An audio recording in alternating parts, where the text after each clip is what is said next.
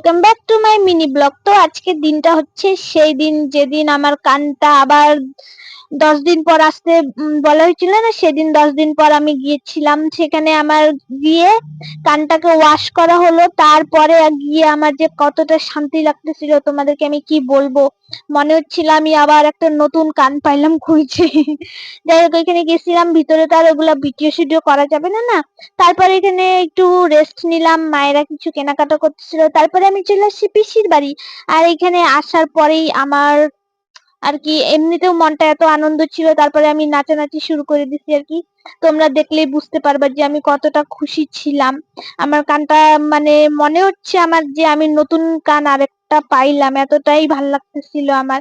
যে এই ব্যথাটা থেকে মানে ব্যথাটা অনুভব করছে তারাই একমাত্র বুঝতে পারবে যে কেমনটা লাগতেছিল। আমি তো পুরাই খুশি ছিলাম, মানে পুরা পুরা খুশি। So by.